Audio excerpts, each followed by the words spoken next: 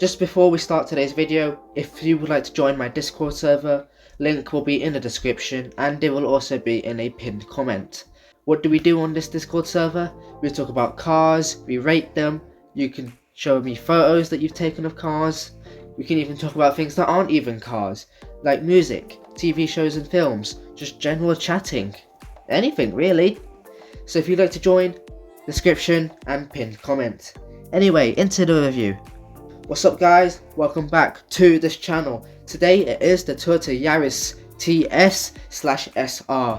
SR is how the second generation of Toyota Yaris TS is sold in the UK. Maybe in another market, I unfortunately don't know. But either way, we're here to review the sporty Yaris, the second generation. I already did the first generation, the Toyota Yaris T-Sport, last week. So, if you'd like to check that out, feel free to check that out. But anyway, second generation, and here's also a second generation of Yaris. And honestly, even if we forget about the TS and SR, this is my least favourite generation of Yaris. I think the exterior and interior are so bleeding ugly. And I mean ugly as hell. It's such an ugly car. It's just bulbous. Ugh. But either way, I think of this car as a lump of clay. Not the TS or the SR, just the standard Yaris as a lump of clay. So, if we were reviewing the normal Yaris, I don't even know what to say. I just hate it. I wouldn't even want to bother doing it. But this is not the standard Yaris, is it? This is a sports Yaris. So, let's get into the review.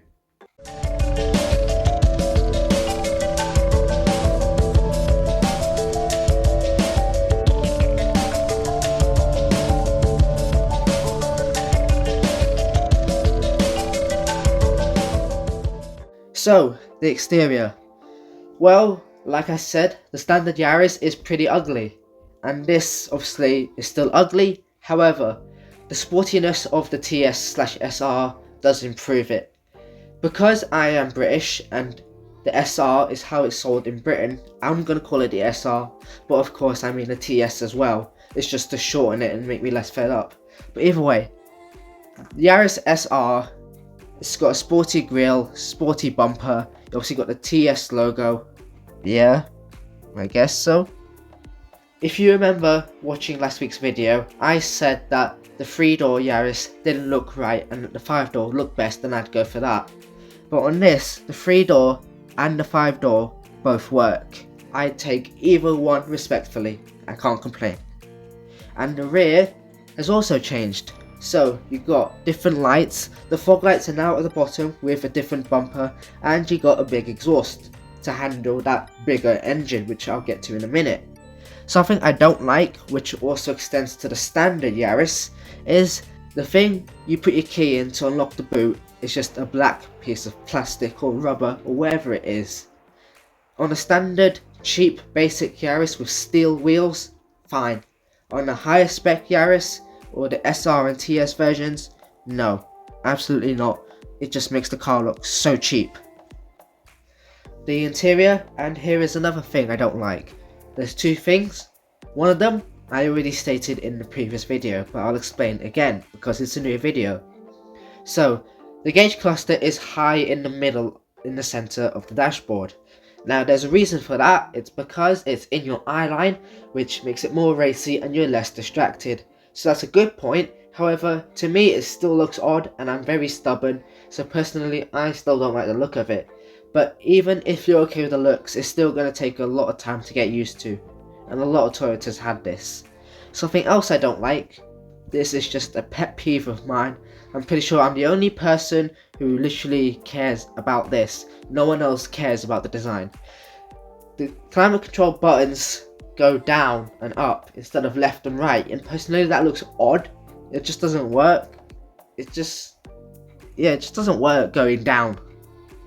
The performance, well, had a 1.8 litre inline 4-cylinder. This was 300cc bigger than the previous generation of T-Sport. It did also have variable valve timing like the previous engine in the previous generation. If you don't know what variable valve timing is, or VVTI as Toyota calls it, it's basically like Honda's VTEC. and it's just some valves, and they do some high-tech thingamabobs, and it gives more power, and obviously it's technology and blah blah blah blah blah. Either way, 131 horsepower, 128 pound-feet of torque.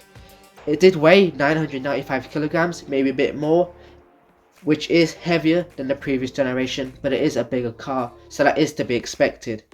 The gearbox is a 5-speed manual. Personally, I think it should have a 6-speed. This engine is bigger and it has more power, and if I say that the 6-speed is needed on the previous generation, which I did say that, then it needs to be here as well, and that generation had less power and a smaller engine, so imagine how I feel about this. Anyway, 0 to 60, 9.2 seconds, which is actually slower than the previous generation, which did in like 8.5 or 8.7.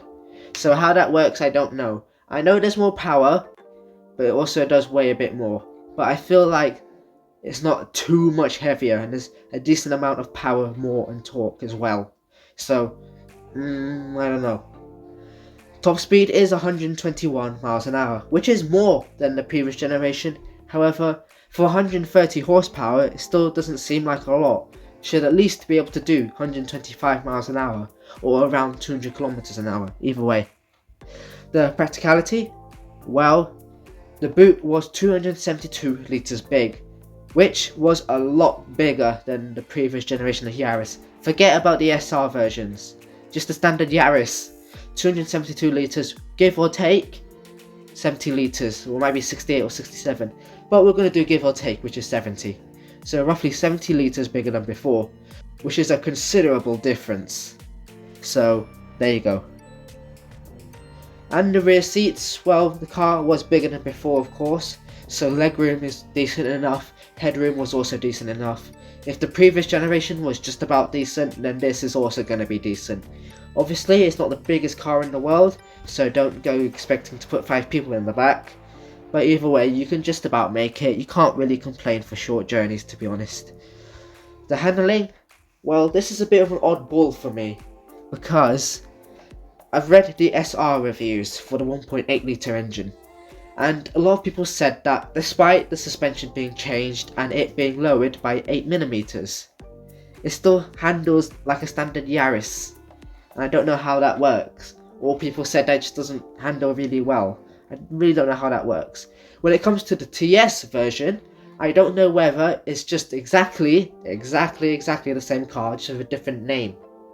If it's exactly the same car with just a different name, then that's bad on the TS as well. If the TS is slightly different and it handles decently, then, well, at least this car can handle decently in some form, in one way or another.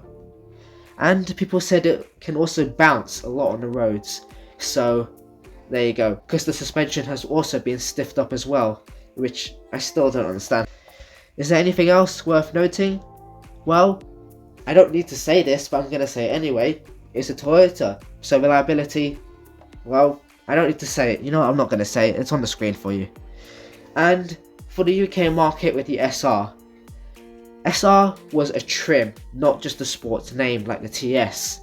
So because it was a trim, you could also get different engines.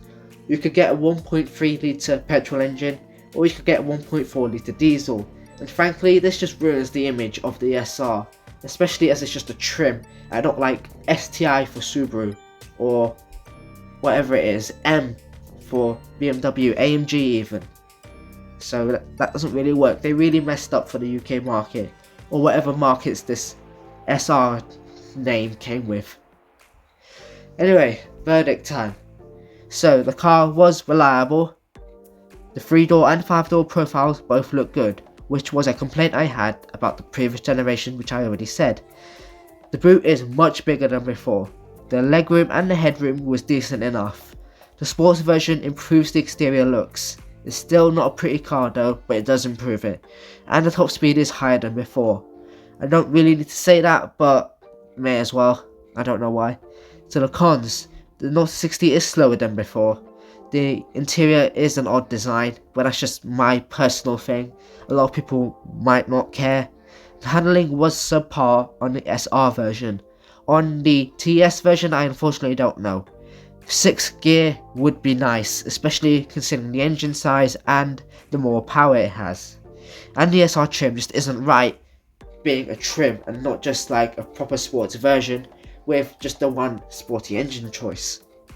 However, that concludes the review of the Toyota Yaris TS/SR, and if you would like to check out my main channel, oh, bye bye. Or not. Darren, you're stupid. Yeah, we can see. Oh. No, Darren. No, he's not okay. He's a bloody idiot. I will leave a link to that in the description below. And speaking of that, what is next week's car? Leave your comment below, tell me what you think it is. This one does look kind of easy, to be honest. But either way, speaking of comments, if you would like me to review a car, then leave that in the comments below. And I will see you guys for next week's video. Peace.